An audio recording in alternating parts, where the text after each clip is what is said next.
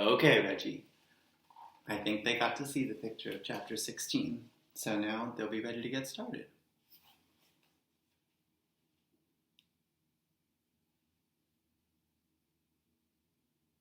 Okay.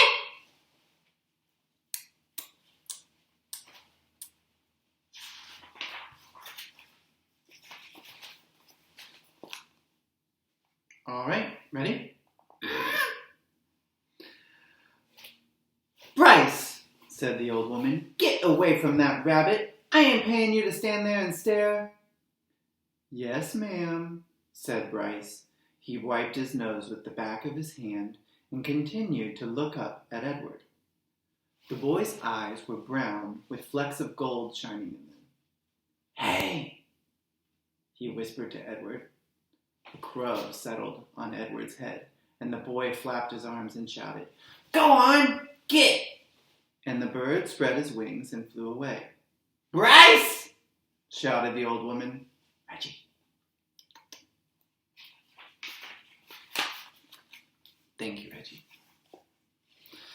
Ma'am, said Bryce, get away from that rabbit. Do your work. I ain't gonna say it again. Yes'm, said Bryce. He wiped his hand across his nose. I'll be back to get you, he said to Edward. Oh! I knew he was gonna find a new friend! Oh! Okay, Reggie, settle down. Oh! The rabbit spent the day hanging by his ears, baking in the hot sun, watching the old woman and Bryce weed and hoe the garden. Whenever the woman wasn't looking, Bryce raised his hand and waved. The bird circled over Edward's head, laughing at him. What was it like to have wings, Edward wondered. If he had had wings when he was tossed overboard, he would not have sunk to the bottom of the sea. Instead, he would have flown up in the opposite direction, up into the deep, bright blue sky. And when Lolly took him to the dump, he would have flown out of the garbage and followed her and landed on her head, holding on with his sharp claws. And on the train, when the man kicked him, Edward would not have fallen to the ground. Instead, he would have risen up and sat on top of the train and laughed at the man. Caw, caw, caw! In the late afternoon, Bryce and the old lady left the field.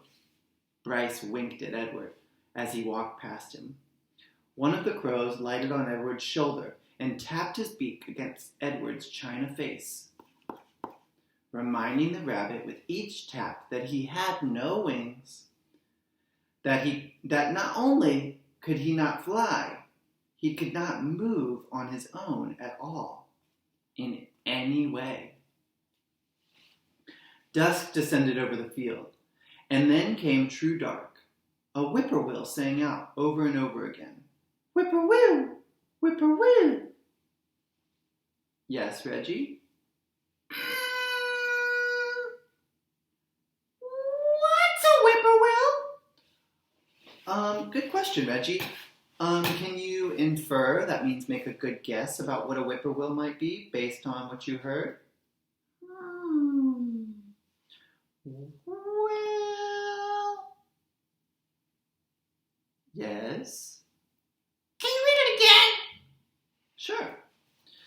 Dusk descended over the field, and then came true dark. A whippoorwill sang out over and over again. Oh! Is it a bird? Yeah, Reggie, a whippoorwill's a kind of bird. How'd you know? Well... I guess because birds sing. Well, that's a really good way to make an inference. Way to go, Reggie. Let's keep reading. So, the whippoorwill sang out over and over again, Whippoorwill, whippoorwill. It was the saddest song Edward had ever heard.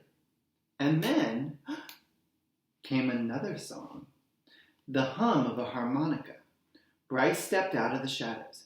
Hey, he said to Edward. He wiped his nose with the back of his hand and then played another bit of song on the harmonica.